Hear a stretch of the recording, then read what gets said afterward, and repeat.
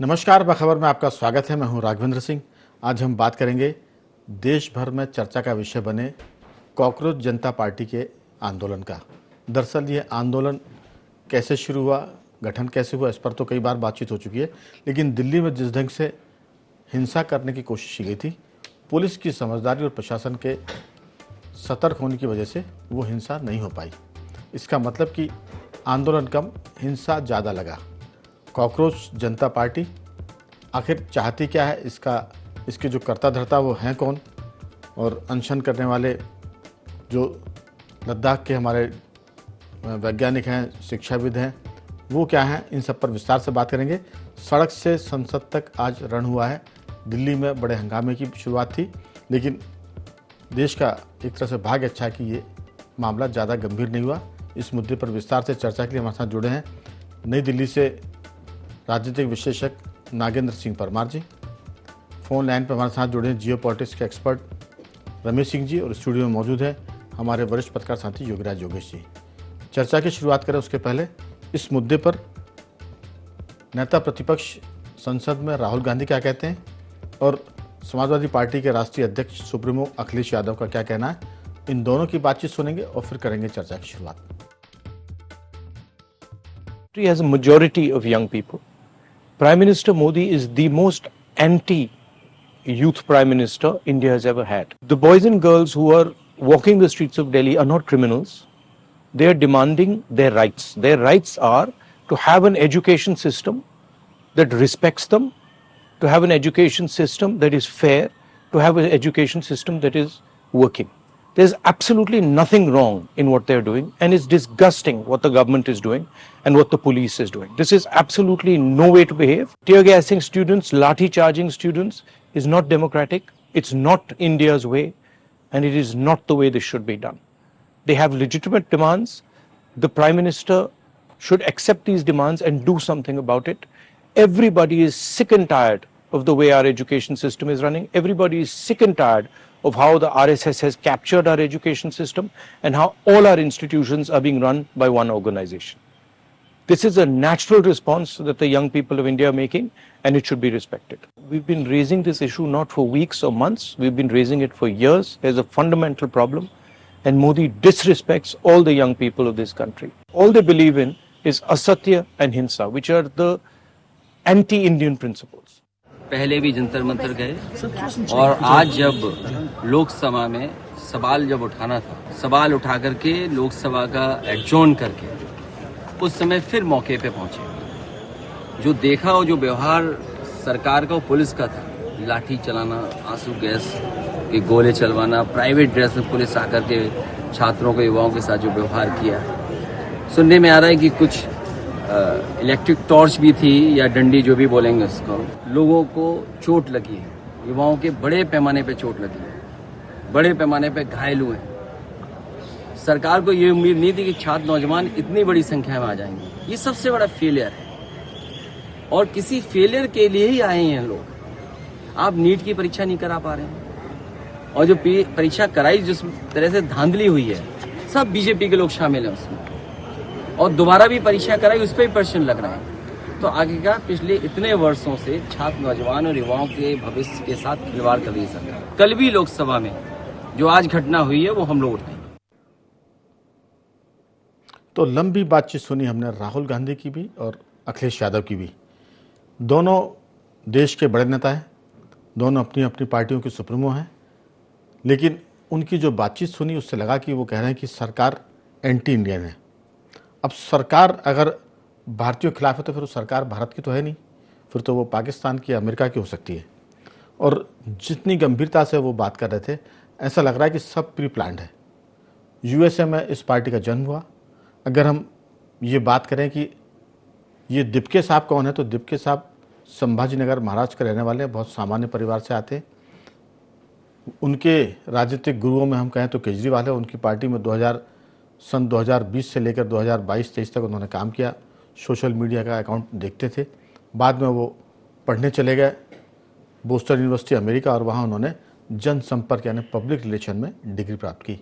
Public relation का मतलब होता है कि पीआर का मतलब कि अगर आपको किसी से काम निकलवाना है तो वो अगर गाली भी देता है तो थैंक यू बोलिए। उसमें खुददारी कम होती है, चापलूसी ज़्यादा होती है। तो चापलूसी की डिग्री एक तरह से, मैं नहीं कहता कि सारे जनसंपर्क लोग ऐसा करते हैं, लेकिन आमतौर से वो पत्रकारिता से में कम और चापलूसी में ज़्यादा होती है, क्योंकि जर्नलिज्म में एक खुददारी होती है। दूसरी बात हम करें सोनम वांगचुक साहब की बात करें तो वो इसके पहले लद्दाख में जो आंदोलन हुआ था उसमें वो देशभक्ति के मामले में बंद नहीं हुए थे। लद्दाख में जब वो गिरफ्तार हुए थे तो गिरफ्तारी के पहले उन्होंने एक भड़काऊ भाषण दिया था जिससे लद्दाख में हिंसा फैल गई थी, और उसके बाद वो अपने गांव चले गए थे। ये उस समय की बात है जब पूरी दुनिया में जैन जी सरकारें बदल रही थी, तख्ता पलट कर रही थी, और उसी का एक तो उन्होंने लिटमस टेस्ट किया था वांगचुक साहब ने लद्दाख में। कई महीनों की गिरफ्तारी के बाद जब बमुश्किल सुप्रीम कोर्ट से उनको जमानत मिली, उसके बाद कुछ दिन वो शांत रहे और अचानक फिर एक ऐसी पार्टी के साथ जुड़ गए जिसका जन्म यूएस में हुआ है, और वो अपने एक एजेंडे को लेकर भारत आई है। कह सकते हैं कि देश के दल जो हैं, सारे दल नहीं, कुछ दल उनके पीछे काम कर रहे हैं, और वो 2, 3, 4 फेज़ में काम होगा। जैसे अभी बच्चों के आंदोलन हुए, बच्चों के आंदोलन में नेतृत्व गायब था, सिर्फ हिंसा थी सड़क पर। वांगचुक साहब हॉस्पिटल में थे और उनके जो करता धरता हैं दिपके साहब, वो अनशन तोड़कर वहाँ से चले गए थे। अब अगर हिंसा होती तो जिम्मेदारी सरकार की है, बच्चों को हमने भड़का दिया। एक तरह से देश में हिंसा फैलाने का भी षड्यंत्र हो सकता है। हालांकि बाद में इसकी परतें खुलेंगी। मैं भूमिका को लंबी नहीं करके सिर्फ इतना कहूँगा कि कुछ साल पहले आंदोलन हुए थे शाहीन बाग, उसमें भी पीएफआई जैसी संस्था काम कर रही थी, और जब सरकार ने उसकी जांच पड़ताल की तो पीएफआई 2047 तक भारत का इस्लामीकरण करने के मुद्दे पर काम कर रही थी। उनके पास से जो साहित्य मिला, जो फॉरेन फंडिंग थी, बाद में सरकार ने उस पर बैन किया और एक तरह से वो देश विरोधी संगठन हुआ। तो दिपके साहब क्या करते क्या नहीं करते, उम्मीद करते कि ये ऐसा कोई दल नहीं निकलेगा, लेकिन चर्चा में हमारे साथ तीनों लोग जुड़ गए हैं। सभी का बहुत बहुत स्वागत है। एक बार चर्चा की शुरुआत नागेंद्र जी आपके साथ करना चाहते हैं। आप दिल्ली में हैं, दिन भर से दिल्ली का क्या माहौल है? आंदोलन चल रहा था, लगता था कि जैसे ये अन्ना हजारे जैसा कोई आंदोलन है, लेकिन दीपिका साहब की कोई ऐसी भारत के इतिहास में कोई इतना उनका बलिदान, त्याग और ऐसी भूमिका नहीं है कि वो अचानक रातों रात युवाओं के हीरो हो गए। मैं सिर्फ इसमें एक बात और जोड़ूंगा कि जो हीरो बने हैं उनको खुद ही पता नहीं कि वो उनकी देश भर में क्या पहचान है। ये तो पीछे से बनाए जा रहे हीरो जो आभासी दुनिया, नकली दुनिया, कि हमारे फेसबुक पर इतने फॉलोअर हो गए, इतने अरब, इतने करोड़, और देखते हैं कि ज़मीन पर कितने आते हैं। आपकी राय, इस पूरे आंदोलन को आप कैसे देखते हैं और ये किस मुकाम तक पहुंचेगा? नागेंद्र जी। जी राघवेंद्र जी, देखिए दो बातें हैं। जो पेपर लीक की बात है कि पेपर लीक होना, स्पेशली नीट के पेपर जो लीक होना है, वो एक बेहद गंभीर मुद्दा है, महत्वपूर्ण मुद्दा है और नेशनल इशू भी आप उसे मानिएगा, क्योंकि हमारे छात्रों से जुड़ा हुआ मामला है, जो भारत का भविष्य कही जाती है उस पीढ़ी से जुड़ा हुआ मामला है, जो देश की दिशा और दशा तय करने में महत्वपूर्ण भूमिका निभाते हैं। और जिस तरीके से इसमें जो लोग सुसाइड किए जिन बच्चों ने, उनके प्रति पूरे देश में संवेदना है और होनी भी चाहिए। और इसको लेके कि सरकार भी इस पे चीजें लगातार जो शिक्षा में या पेपर किस तरीके से इस तरह बदलाव उनको लेके बात करी जा रही है। लेकिन जहां तक आप बात करते हैं इससे कॉकरोच जनता पार्टी, अभिजीत जी के और इनके जुड़ना करना, तो आप ये देखिए, याद करिए कि ये पार्टी बनी कैसे, ये क्या था। सिर्फ एक मुख्य न्यायाधीश की एक टिप्पणी से सोशल मीडिया पे एक हैंडल बना, उस हैंडल पे फिर एक इतने फॉलोअर, आभासी फॉलोअर हो गए, फॉलोअर बनने के बाद में शुरू में आप देखिए कि उनका कहना क्या था कि भाई मैं भारत नहीं आ सकता, मैं भारत नहीं आऊंगा। वो आए तो भी कोई हाइप नहीं बनी बड़ी, क्योंकि उन्हें ये लगा कि ये एक मुद्दा है नीट के लिए, छात्रों में असंतोष। तो उस मुद्दे से जुड़ते हुए उन्होंने यहाँ आके प्रोटेस्ट शुरू कर दिया। अभी भी एक अजीब सी बात है कि उसमें किस तरीके से सोमवांशु को बुलाया गया या वो खुद आए, वो कैसे जुड़े। और अगर हम 3-4 दिन पहले तक की बात कर लें, इस आंदोलन को अस्पताल में भर्ती नहीं किया था, वो लंबा अनशन कर रहे थे, तो वहाँ बामुश्किल 1000-1200, 800-1200 लोग पहुंचा करते थे, जिसमें 200-250 लोग तो वैसे ही होते हैं जंतर मंतर पे। आपको अगर कोई आंदोलन नहीं चल रहा हो, कोई धरना प्रदर्शन नहीं चल रहा हो, तो भी वहाँ इतने लोग तो आप देखने को मिल जाएंगे, आप जिनों में आप जाओगे। और यूट्यूबर्स थे वहाँ कुछ, और कुछ लेफ्ट जो थे एक्टिविस्ट वो वहां देखने को मिला करते। अब इसमें वो जो लगातार बातें कर रहे थे, देखिए अगर ये धरना, अगर एक प्रदर्शन को हम अगर कह भी दें कि ये नीट या छात्रों की बातों को लेकर ये धरना हो रहा था, तो राघवेंद्र जी इसमें स्वामी प्रेमानंद जी की वो गाली देना कहाँ से आ जाता है? इसमें नाम रहेगा अल्लाह का कहाँ से आ जाता है? इसमें सीता के पति और किस तरह की तमाम कुछ बातें तो ऐसी जो हम चैनलों पे कह नहीं सकते, इस तरह की बातें उस मंच से कही जा रही थी लगातार करने की। असल में बात क्या है कि ये कहीं ना कहीं ये आंदोलन तो था नहीं, क्योंकि देखो आंदोलन होता है उसमें परिपक्व राजनीतिक या सामाजिक नेतृत्व होता है जिनके निर्देशन में या जिनके सानिध्य में ये आंदोलन चलाए जाते हैं ऐसे करने के लिए। और वैसे भी मुझे एक कथन याद आता है, डॉक्टर लोहिया बहुत बड़े समाजवादी रहे हैं, उनका कहना था कि कोई भी आंदोलन है, आंदोलन में या किसी भी मुद्दे को आपको मनवाना है, उसमें मुद्दे के लिए आप लड़ाई लड़ रहे हैं तो अनशन तो उसमें होना ही नहीं चाहिए, वो ऐसा मानते थे। क्यों? क्योंकि अनशन होने से आंदोलन मुद्दे की बजाय किसी एक व्यक्ति के स्वास्थ्य पे केंद्रित हो जाता है, सारा का सारा मुद्दा तो गौण हो जाता है, वो तो पीछे छूट जाता है।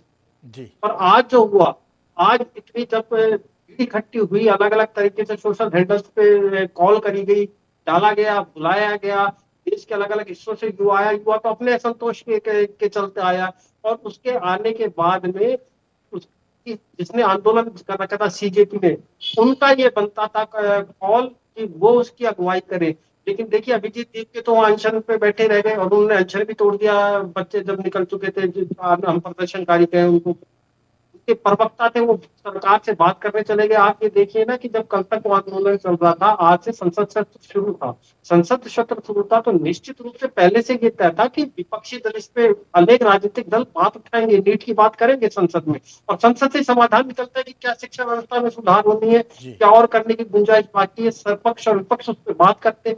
इसी बीच में उन्होंने सरकार को भी कॉल कर दिया, वहां चले भी गए सीजेपी के जो प्रवक्ता थे, और यहाँ से वो अनशन तोड़ रहे, और जो प्रदर्शनकारी आए थे वो किसी भी नेतृत्व के बिना अपने ही आप चले जा रहे थे। वो तो आप इसे गनीमत मानिए, मैं ठीक मानता हूँ कि जिस भी तरह से हमारे जो पुलिस की और प्रशासन था, उन्होंने हैवी हैंड उस पर नहीं दिया।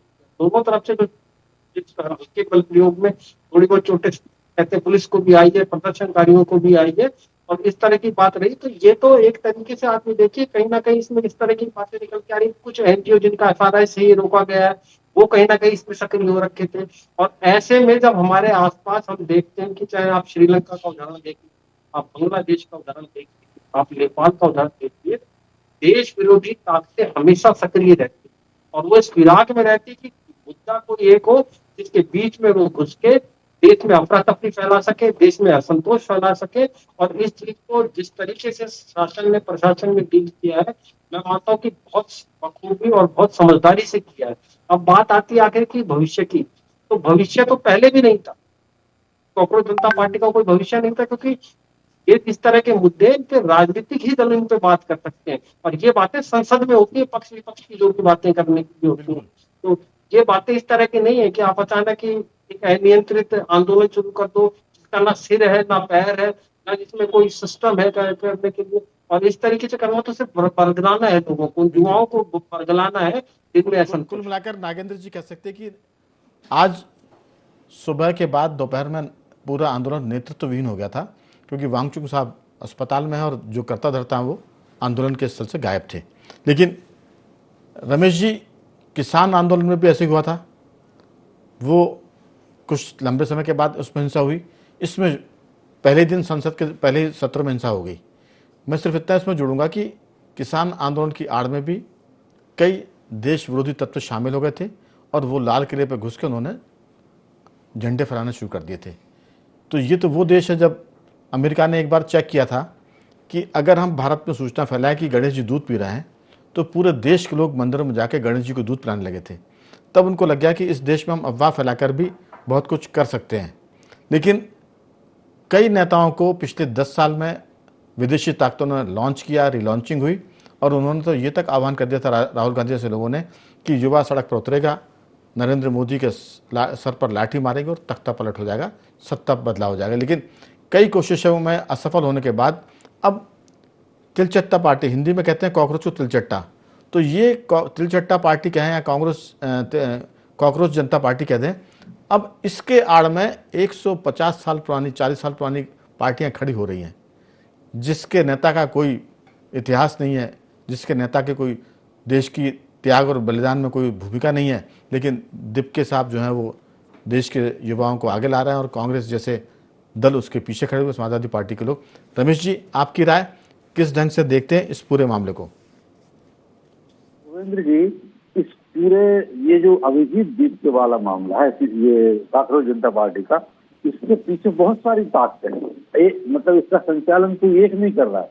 देखिए, इसको जो एक्ट है 2 करोड़ से अधिक की फैन फॉलोइंग मिली थी, तो उसका मालिक एलन मस्क है। एलन मस्क डोनाल्ड ट्रंप का सहयोगी है और अमेरिका का है।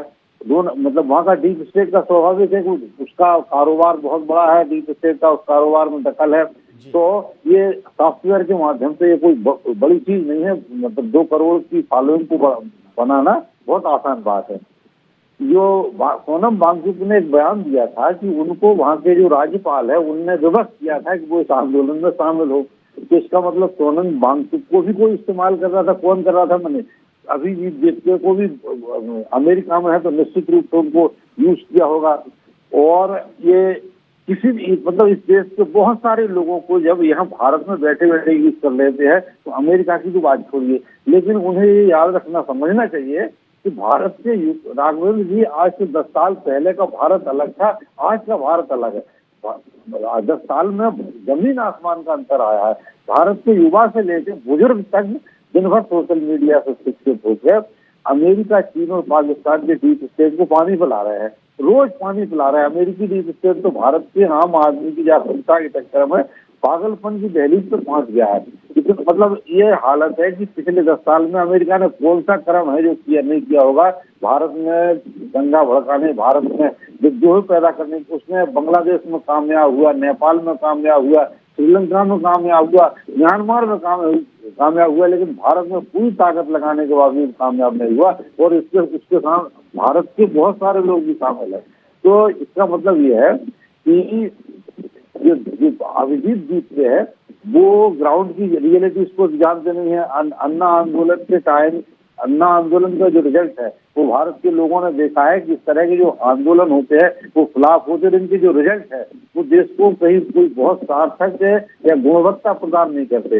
ये बात आम आदमी, चाहे छोटा हो और चाहे बड़ा हो, ये समझने लगा है। तो वो आप देखिए 2 करोड़ की फैन फॉलोइंग के बावजूद भी उनके आंदोलन में कोई शामिल नहीं हुआ। वांगचुक साहब जब उनका वो धरना है उसको खत्म करने के लिए उनको ब्लैकमेलिंग तक की देश के लोगों की, कि जब तक अगर वो चाहते हैं कि आंदोलन अनशन खत्म हो तो कुछ लोग यहाँ आए धरना स्थल पर, कोई नहीं पहुंचे। तो इसका मतलब ये है कि इसके पीछे भले ही बड़ी ताकतें हैं, लेकिन ये ताकतें कामयाब नहीं हुई इस मकसद में कि वो इस देश में कुछ स्थिर या कोई मतलब आंदोलन पैदा कर दें या कोई बगावत पैदा कर दें। राहुल गांधी तो इसलिए नहीं गए उनके उस कार्यक्रम में क्योंकि उनको ये डर था कि कहीं हाईलाइट होगा, दूसरा केजरीवाल ना बन जाए। एक केजरीवाल ने तो दिल्ली में उनकी सरकार खा गया था, गुजरात में उनको अधकचरा कर दिया था, हर राज्य में उनको, गोवा में उनको नुकसान पहुंचाया था। कहीं ऐसा ना हो कि ये मतलब अच्छा कांग्रेस को ये डर था। रमेश जी, रोक रहा हूं, मैं दूसरे दौर की बातचीत में आपसे पूछूंगा, लेकिन योगीराज जी, सवाल ये कि अन्ना हजारे ने जब दिल्ली में आंदोलन किया उसके पहले वो महाराष्ट्र में कई मुद्दों पर आंदोलन करके मंत्रियों को अपने पदों से हटवा चुके थे करप्शन के आरोप में। अन्ना हजारे एक दिन में अन्ना हजारे नहीं बने थे, उनके पीछे उनका इतिहास था, तब जाकर वो दिल्ली में सफल हो पाए थे। और फिर उनके साथ जो टीम जुड़ी थी वो अलग तरह की थी। ये जो मामला है, मैंने जिक्र किया किसान आंदोलन का, उसमें भी अराजकता आ गई थी, हिंसा हुई थी। आप देखिए शाहीन बाग देश विरोधी तत्वों के साथ जुड़ गया था और देश में धर्मांतरण की बात कर रहे थे। तो ये जो मामला है पूरा नेतृत्वहीनता का भी है, और मैंने कहा कि किस तरह से बड़े बड़े राजनीतिक दल दिवालियेपन के शिकार हो रहे हैं। अब उनको अभिजीत दीप्के का नेतृत्व काम हो रहा है और उसके पीछे वो खड़े हो रहे हैं। आप देखिए खड़गे साहब संसद में बोलते हैं, राहुल गांधी बड़ी संजीदगी से बयान देते थे, जो हम उनका बयान सुने थे। अखिलेश यादव भी सोच रहे हैं कि इसी मुद्दे पर हमारी नैया पार हो जाएगी। कितने बार लॉन्चिंग हुई, रिलॉन्चिंग हुई, ये सब फ्लॉप हो गए। अब दीप्के साहब कितने सफल होंगे, आपकी राय? नहीं, देखिए दीप्के तो कोई सफल नहीं होंगे। ये तो मैं पहले दिन से इसलिए कह रहा हूँ कि ये मिस कॉल पे बनाए गए इनके फॉलोअर्स हैं और आभासी दुनिया में जीने वाले लोग हैं। इनका ज़मीन पे धरातल पर इनका कोई ना तो वर्क है और ना इनके काम करने वाले कार्यकर्ता हैं। ये दूसरों के कंधे पर बंदूक रख के चला रहे हैं। इसमें इस पूरे आंदोलन को 2-3 नज़रिए से देखना चाहिए। अब दिप इतने दिन से पार्टी को लेकर चर्चा में है, सरकार क्या कर रही है उनको लेकर? सरकार ने कुछ एक्शन लिया क्या उन पे? सरकार खुद उसको हीरो बना रही है, एक बात। दूसरी बात ये है कि नीट के मसले पर सरकार को क्या करना चाहिए था? धर्मेंद्र प्रधान से क्यों रिश्तेदारी निभाना चाहते हैं? धर्मेंद्र प्रधान इस्तीफा दे देंगे तो कौन सा पहाड़ टूट जाएगा? नीट की परीक्षाओं में गड़बड़ियाँ हुई, निश्चित तौर पर हुई। पेपर लीक हो रहे हैं, निश्चित तौर पर हो रहे हैं। परीक्षा कराने की आपसे बन नहीं रही। जो आदमी इसके लिए रिस्पॉन्सिबल दिख रहा है उससे आप इस्तीफा नहीं ले रहे। फिर कह रहे हैं कि साहब ये जो आंदोलन है वो विदेशी ताकतों का आंदोलन है और किसी का भी आंदोलन है। आपके खिलाफ तो भारत से लेके विदेश की ताकतें सक्रिय हैं ही। ये तो किसान आंदोलन के समय से तय हो गया था। दूसरा सबसे बड़ी बात है कि ये आंदोलन, ये तो नेतृत्वविहीन आंदोलन था। आप तो नेतृत्व वाले लोग हैं ना। सरकार का सबसे बड़ा फेल्यूर है, संसद के गेट के सामने 10,000 लोग जमा हो गए। ये सरकार की इंटेलिजेंसी है। ये वहाँ घुसने, ये संसद में घुस जाते, वो कोई बहुत बड़ा टास्क ही नहीं बचा था इनके लिए। ये वहाँ तक पहुँच गए थे। इसके लिए कौन जिम्मेदार है? आप ऐसे दोनों तरफ से आप ऐसे काम करेंगे सरकार। आपने तो संसद को ही उसमें चिंता में डाल दिया था। संसद के गेट बंद करने पड़े। यह हालत हो गई, पहली बार हुआ ऐसा। ये दो कोड़ी के जो लोग हैं जो वहाँ नारे लगा रहे हैं मोदी के मारने के। एक से पूछा वहाँ एक टीवी रिपोर्टर ने कि आप संसद में घुस जाएंगे तो क्या मोदी देखेंगे कि हम मोदी को ही मारेंगे? ये ऑन रिकॉर्ड पे कह रहे हैं वहाँ के लोग। तो ये के छात्र हैं क्या? ये कौन लोग हैं? ये आपको तय करना चाहिए था। दूसरी, आपकी इंटेलिजेंस क्या कर रही है कि वह संसद तक घुस गए? तीसरी सबसे बड़ी बात ये है कि चूंकि सत्र चल रहा है, वहाँ प्रदर्शन की अनुमति नहीं होती। वहाँ कैसे पहुँच गए वहाँ? अब इसमें क्या करेंगे दिप के और समाजवादी पार्टी और फलानी पार्टी और ढिमकी पार्टी? आप खुद अपने एंड पे इतने वीक साबित हुए कि इतने सारे लोग संसद में, ये तो घुस ही जाते वहाँ। फिर क्या करते आप? नेपाल और श्रीलंका जैसे हालत तो हो ही गए। सरकार को चेतना चाहिए और इस तरीके के जो असामाजिक तत्व जो प्रदर्शन की आड़ में, छात्रों के प्रदर्शन की आड़ में पीछे से काम कर रहे हैं, उनको चिन्हित करके उन पर एक्शन लिया जाना चाहिए। दूसरा, धर्मेंद्र प्रधान से भी नातेदारी नहीं निभानी चाहिए। जो जिम्मेदार हैं उनको निपटाना चाहिए। यही सरकार की ये ड्यूटी है। और अभी एक बार और मैं कह रहा हूँ, ये तो छात्रों का आंदोलन था, कल से शिक्षक सनकेंगे। तमाम 25-25, 30, ये से अलग मैटर है, लेकिन बता रहा हूँ जी, 25-25, 30 साल पुराने शिक्षकों से सरकार कह रही है परीक्षा दो आप। ठीक, तो ये अगला आंदोलन फिर ये भी होगा जी। तो सरकार को इसमें अपनी इंटेलिजेंसी को चेक करना चाहिए, कैसे लोग वहां तक पहुंच गए, और असामाजिक तत्वों को चिन्हित करके ठीक उनके ऊपर FIR। योगीराज जी, बहुत बड़ा देश है, समस्याएं बहुत है, तो कभी कुछ होती कभी कुछ होती है। आंदोलन से कोई परहेज नहीं है। आंदोलन लोकतांत्रिक अधिकार है, लेकिन उसके पीछे मंशा क्या है, ताकतें कौन सी है, और जो उनको ऑपरेट करी वो लोग कौन है? नागेंद्र जी, दरअसल मैंने कहा कि ये बहुत सामान्य परिवार से दिप के साहब आते हैं। इनके पास इतना फंड कहाँ से आ रहा है, इसकी भी जांच होगी। और जो लोग ये कहते हैं कि हम संसद में घुस कर मोदी को मारेंगे, इसका मतलब कि उसमें युवा आंदोलनकारी नहीं है, उनकी आड़ में देश विरोधी तत्व घुसे हुए हैं। और मुझे लगता है कि जो 10,000 लोगों की भीड़ वहाँ पहुँची है, इसका मतलब सरकार चाहती है कि ये एक्सपोज हो। जो बात योगीराज जी कर रहे हैं, ये कई लोग इस बात को सोच रहे होंगे। योगीराज जी चूँकि ऑन कैमरा तो ये बात जनता तक जा रही है, लेकिन आम चर्चा जरूर होगी कि आखिर ऐसा क्यों हुआ। तो ये भी एक तरह से एक्सपोज करने का तरीका हो सकता है, क्योंकि संसद में कोई घुसे ये तो संभव ही नहीं है, घुसते तो उसके नतीजे भी भुगतते। लेकिन सरकार की रणनीति हो सकती है कि इनको पहली बार में एक्सपोज कर दिया जाए। आप देखिए कि केजरीवाल साहब कैसी बात करते थे, आजकल कहाँ केजरीवाल साहब। ममता बनर्जी कैसी बात करती थी, ममता बनर्जी कहाँ है। राहुल जी बड़ी बात करते थे कि मोदी का सर फोड़ देंगे, सड़क पे निकाल देंगे, उनकी सुर कहाँ है। तो अब ये सब मिलकर विदेशी ताकतों के हाथ में शामिल होकर एक नई रणनीति पे काम कर रहे हैं। उसका पहला फेज ये दिपके का आंदोलन है। इसके बाद ये आंदोलन बढ़ेगा, फिर धीरे धीरे सारी पार्टियां उनके पीछे खड़ी होंगी और फिर इसको जन आंदोलन बनाकर कहा जाएगा कि इस सरकार को हटाए। लेकिन ऐसा संभव लगता है क्या? आपकी बहुत संक्षेप में टिप्पणी छोटी सी। देखिए, अभिजीत दिप के सामान्य परिवार से जरूर आते हैं, लेकिन उनके तो सपने को असामान्य है। और आपने ठीक कहा कि लोकतंत्र में आंदोलन करने का सबको अधिकार है, शांतिपूर्ण आंदोलन, लेकिन वो आंदोलन किस बात पे टिका हुआ है, उसके पीछे की मंशा क्या है, उसमें किस तरीके के लोग इन्वॉल्व है, ये तो जानना समझना बहुत ज्यादा जरूरी होता है ना। और ये सत्तासीन दल का ही काम है, पास आईबी होती है, इंटेलिजेंस होती है, सीआईडी होती है, कि पता होना चाहिए। और स्पेशली जब हम देखते हैं कि हमारे देश के आसपास के जो देश है उनमें पिछले कुछ वर्षों में किस तरह का घटनाक्रम घटा है, तो उसको देखते हुए तो सरकार को ज्यादा सतर्क और ज्यादा सचेत रहने की आवश्यकता है, इसमें कोई बात ही नहीं। हाँ, बात बिल्कुल ठीक है कि ये आंदोलन था। देखिए, मैं ये भी मानता हूँ कि जो आंदोलनकारी आए हुए थे, जो प्रदर्शनकारी नागेंद्र जी, बहुत संक्षेप में 2-4 वाक्यों में जी। बड़ी संख्या उन्हीं की थी छात्रों की, जो जिनमें असंतोष था, नीट को लेके असंतोष था। सरकार को उसको भी देखना चाहिए और समय से कम उसका समाधान करना चाहिए, ताकि असंतोष कम पनपे। नागेंद्र जी, समस्या अपनी जगह है, ये तो आंदोलन कराए जा रहे हैं। आप देखिए कि सड़क पर लोग आ नहीं रहे हैं, उनको बुलाया जा रहा तो भी संख्या कम है। रमेश जी, आपकी बहुत छोटी टिप्पणी। राघवेंद्र जी, किसान आंदोलन में जब ये लाल किला कांड हुआ था तो 2-4 वाक्यों में, समय नहीं है जी। मतलब उनको डिस्क्रेडिट कर दिया था उस हिंसा ने। ऐसे ही आज जो 10,000 की भीड़ संसद में पहुंची थी, तो किसी तरीके से इस पूरे आंदोलन को, इस पूरे मुद्दे की हवा निकालने, डिस्क्रेडिट करने के लिए सरकार की ने ये वहां जाने दिया ना। सरकार के पैरामिलिट्री फोर्सेस अंदर एक कदम नहीं रखने देते, तो ये सरकार की रणनीति थी जी।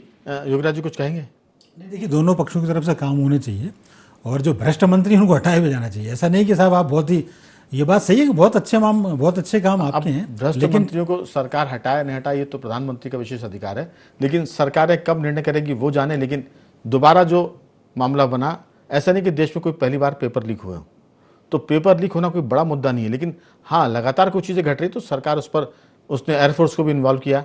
आप देखिए कि कमेटियाँ बनी हैं, जाँच हो रही है, पर्चे जो बांटे जा रहे थे उस दोबारा में काफ़ी चीज़ें ठीक हुई है। और ये ऐसा नहीं होता कि जादू कर दिया जाए।